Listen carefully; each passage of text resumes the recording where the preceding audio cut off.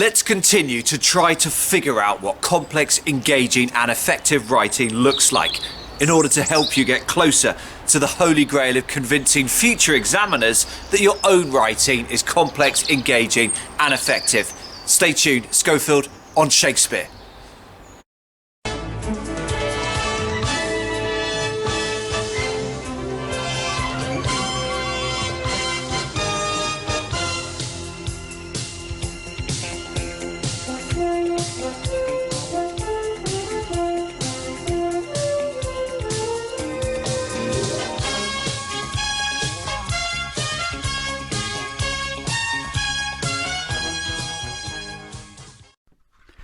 Here's a brief reminder of how the CIE IGCSE English Language Paper 2 marking grid looks like for the top band of the Content Instructor Descriptive Narrative Writing task. Here's the equivalent for AQA and for Edexcel, but essentially they're all looking for the same thing: genuinely interesting, gloriously accurate writing for effects. For this third video of the series, I couldn't resist returning to Sinclair Lewis's Babbitt to hand-pick another extract which is complex, engaging and effective. Video 1 had Babbitt in the bath. Video 2 had ladies speculating nervously about sex. Video 3 is similarly uplifting. A married man is tiring of his lover. I love you, course I do. Yes, you do, cynically. Oh, darling, I don't mean to be rude, but I get so lonely. I feel so useless. Nobody needs me. Nothing I can do for anybody. And you know, dear, I'm so active. I could be if there was something to do. And I am young, aren't I? I'm not an old thing. I'm not old and stupid, am I? He had to assure her. She stroked his hair and he had to look pleased under that touch, the more demanding in its beguiling softness. He was impatient. He wanted to flee out to a hard-shore, unemotional man-world. Through her delicate and caressing fingers she may have caught something of his shrugging distaste. She left him. He was for the moment buoyantly relieved. She dragged a footstool to his feet and sat looking beseechingly up at him. But as in many men, the cringing of a dog, the flinching of a frightened child, roused not pity but a surprised and jerky cruelty. So her humility only annoyed him, and he saw her now as middle-aged as beginning to be old. Even while he detested his own thoughts, they rode him. She was old, he winced. Old! He noted how the soft flesh was creasing into webby folds beneath her chin, below her eyes, at the base of her wrists. A patch of her throat had a minute roughness like the crumbs from a rubber eraser. Old! She was younger in years than himself, yet it was sickening to have her yearning up at him with rolling grey eyes, as if, he shuddered, his own aunt was making love to him. You should be getting used to this now. And remember, if you email schofieldonshakespeare@gmail.com, I will send you an exam-style worksheet on which you can write or type your responses to the various activities. See details within the video description on YouTube. So it's time to think about reading, to get some ideas and phrases to use in your own writing. Toggling back to the previous screens, copy out 3 phrases you like and make brief notes on what you find interesting about these phrases. It's pause time. The video will resume in 5 seconds.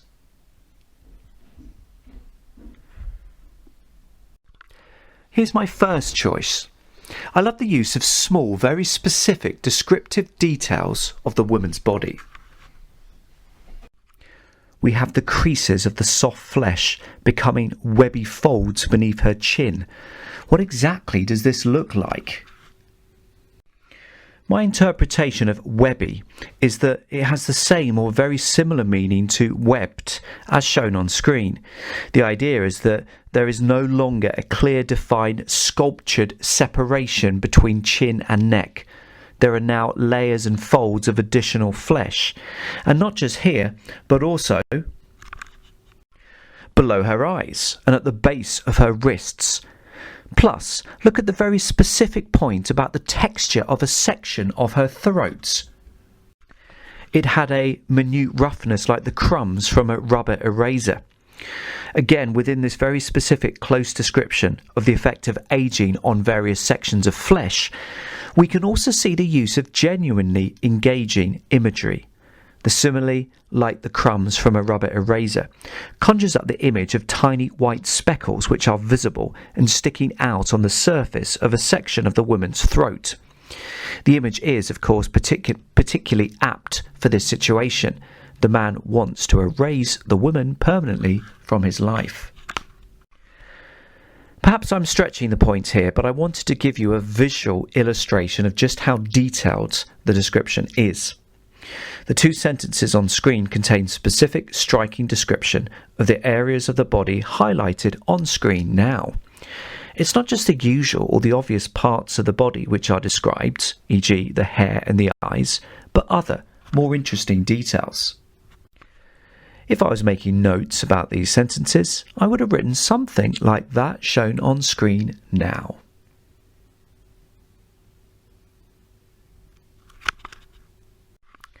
I also like the bewildered, astonished exclamations, in which it has dawned on our narrator, dear Babbitt, that his lover is not the epitome of youth he had previously thought. Note the repetition of the adjective old 3 times in fairly quick succession, with there being a significant difference between the effect of the first and the second and the third. The first old is nestled within a standard sentence. The realization has just come to him, and the verb winced indicates gloriously concisely that such a realization has caused his face to flush or jerk. Meanwhile, the second and third olds are positioned within their own one-word sentences. Old, old. Babbitt has now had more time to think about his realisation, and he can't believe it. He is almost howling with disbelief, hence the exclamation mark. He's been having an affair with this woman, and why, when she hasn't even been offering him youth, and hence the opportunity to temporarily ignore his own gnawing mortality. Here are my notes for this quotation.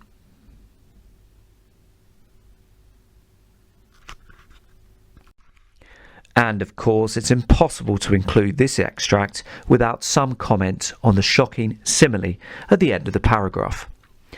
I recently discussed this extract with one of my own classes on Skype.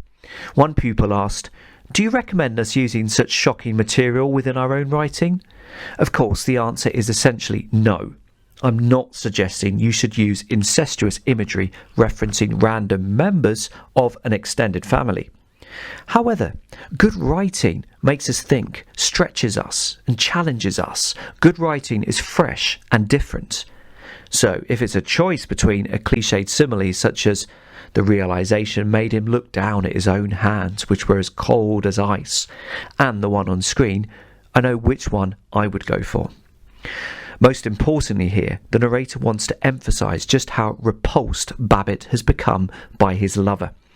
And what better way to emphasise this repulsion through the unspeakable image of an aunt directing love-making towards her sister's son. Notice also how the writer has led up to the shocking simile. It hasn't just come out of the blue. We already know he is feeling sickened. Meanwhile, we have the verb shudder positioned before the simile is exposed. So when the image comes, yes, it shocks, but it does fit within the context.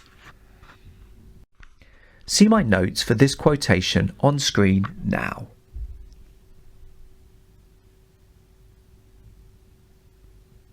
So what practical tips can we take from all this? In my 2 previous videos, we came up with the tips about to appear on screen now. Press pause when they appear if you want to scrutinise and revise these again.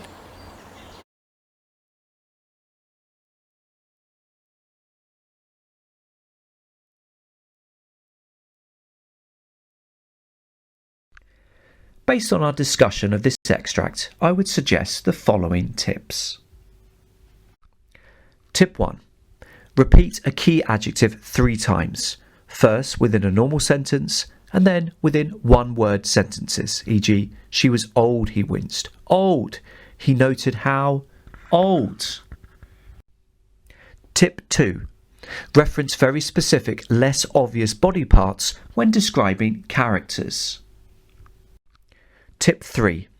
Experiment with single verbs to show key reactions to events, e.g. winced, shuddered. Press pause now to copy these tips down.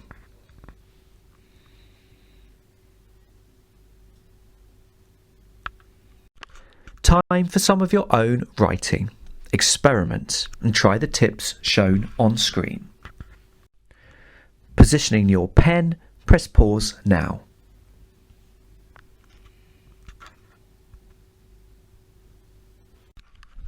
Here's my response. Why had he never ventured to the Turkish barbers on Middlebrook Street? Or purloined one of his wife's tweezers? Why? Oh, why? The constant presence of 2 long reddish hairs protruding out of Mr. Schofield's left nostril were a source of wonder to so many of his students. It would take seconds to get rid of them. An otherwise genial soul would mutter to a classmate, "Pinch, pull, tweak, problem solved." But perhaps the pupils were missing the point. For this particular teacher was a stubborn soul who revelled in inadequate grooming habits and gleeful ignorance of new technologies. Stubborn! He was younger than many of his colleagues, and yet had still failed to update his trusty servant, Nokia 3310. Stubborn! When diplomatic friends would urge him to take action over his nasal hair, he would refuse on some kind of principle. Even his own wife despaired. How have I attempted to engage the reader and meet the various descriptors within the top band of the different exam boards' mark schemes? Note the use of 3 rhetorical questions. There are a number of ways to interpret the requirement for varied sentence structures. One way is to vary the first word within every sentence in an individual paragraph. Another is to ensure that each paragraph has all 3 types of sentence structure: simple, compound, and complex. If you're not sure how to define simple, compound, and complex sentences, you might like to read and make notes on the material on screen now, pressing pause.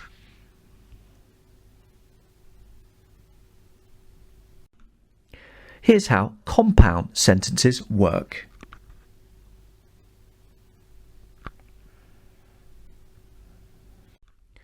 And finally, complex sentences.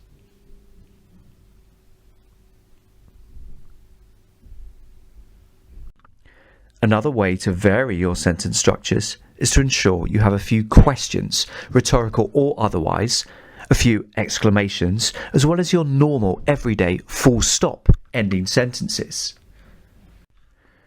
In the tips section, I suggested that carefully chosen single verbs can often be more effective than longer phrases. Note the verb ventured, which accurately implies that, for this particular old-fashioned teacher, deciding to go to a Turkish barber who will, amongst other things, be able to remove nasal hair may be a rather daring enterprise. Or the verb purloin, which gives a frisson of naughty excitement inappropriate for the borrowing of an utterly ordinary domestic item. These verbs make the writing more complex, engaging, and effective. The more conventional, less interesting writers would have probably used these verbs instead.